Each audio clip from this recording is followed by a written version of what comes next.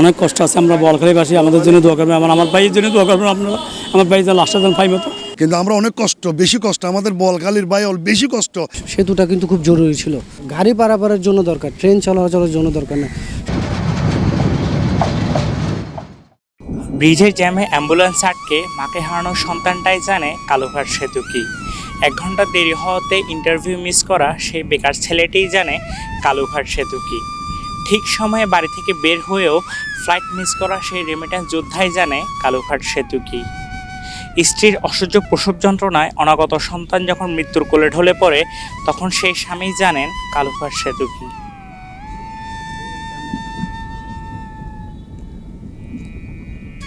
এই কালুঘাট সেতু কোনো সাধারণ সেতু নয়।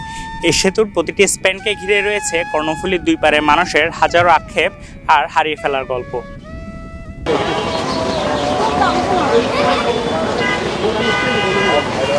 অনেক শত শত মা বোন আজকে এই কালুঘাটের ব্রিজ, হাজার হাজার লাশ আল্লাহ আমাদের দেখছে, আর ভবিষ্যৎকে আর না দেখবার জন্য আমরা মাননীয় প্রধানমন্ত্রীর কাছে হাত জোর করে চাচ্ছি একটা সেতুর জন্য। আমার অনেক সমস্যা, মান মরতেছে, এখানে গাড়ি করে মরতেছে, সব মরতেছে। এই সেতুর প্রতিটি পরতে পরতে মিশে আছে দ্বিতীয় বিশ্বযুদ্ধ কিংবা আমাদের মহান মুক্তিযুদ্ধের ইতিহাস। সেতুর 2 পাশে ঘাঁটি গেড়ে হানাদার বাহিনীর বিরুদ্ধে যুদ্ধ করেছিল মুক্তিবাহিনী, তাই এখনও কালের সাক্ষী হিসেবে সহমহিমায় দাঁড়িয়ে রয়েছে এই প্রাচীন সেতু। প্রায় 100 বছর ধরে কর্ণফুলীর 2 পারের মানুষকে একসূত্রে বেঁধে রেখেছে এই সেতু। প্রতিদিনই এর উপর দিয়ে পার হয় প্রায় কয়েক হাজার পরিবহন সহ লক্ষাধিক মানুষ।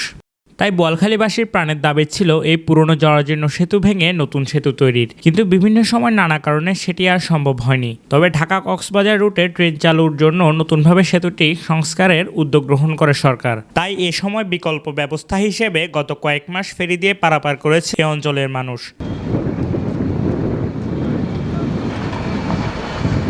তবে ফেরি পারাপারে বিভিন্ন সময় নানা ভোগান্তি পোহাতে হয় সাধারণ মানুষকে, এমনটাই জানিয়েছেন তারা।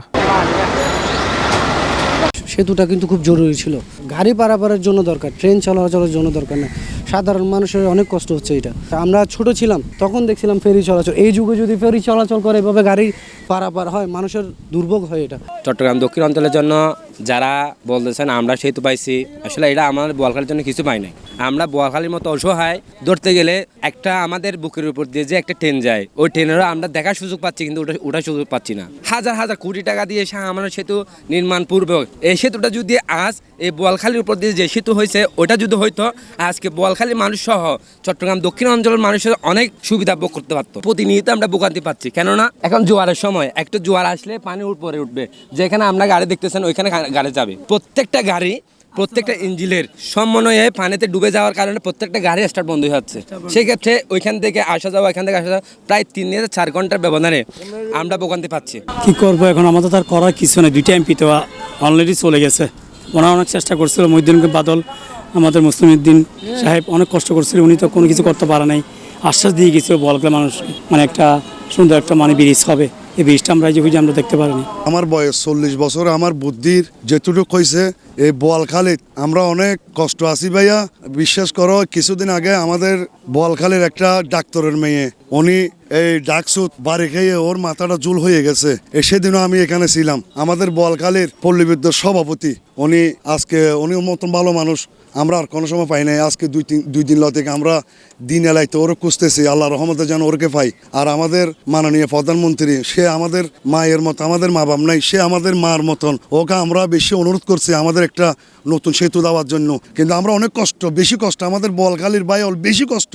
আর লুগি নিয়ে আসলে, আমি তো আরেকটা জিনিস দেখছি, অ্যাম্বুলেন্সে একটা ডেলিভারি লুগি, সে আমার সামনে ব্রিজটার ফেরি ফাড়াইতে আবার ফেরি ওইখানে জাম লাগিয়ে গেছে। ওইখানে জাম লাগতে ওই ডেলিভারির মহিলাটা আমার সামনে সেও মারা গেছে ভাইয়া। আমি কি বলতাম, এটা যদি আজকে আমার বোন হতো আমি কেমন করতাম।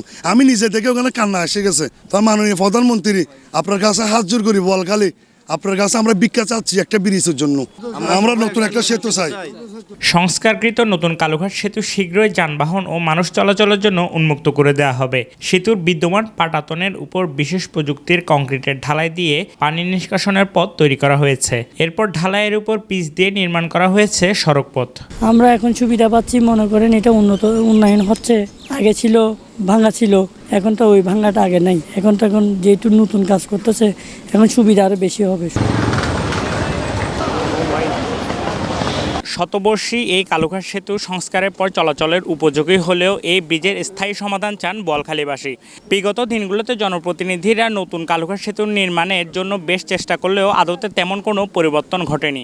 তাই নতুন কালুঘাট সেতু নির্মাণে নতুন যারা জনপ্রতিনিধি হয়েছেন তাদের প্রতি আশায় বুক বাঁধছেন বোয়ালখালীবাসী। তাই নতুন সেতু নির্মাণে সকলের সুদৃষ্টি কামনা করছেন এই এলাকার মানুষ।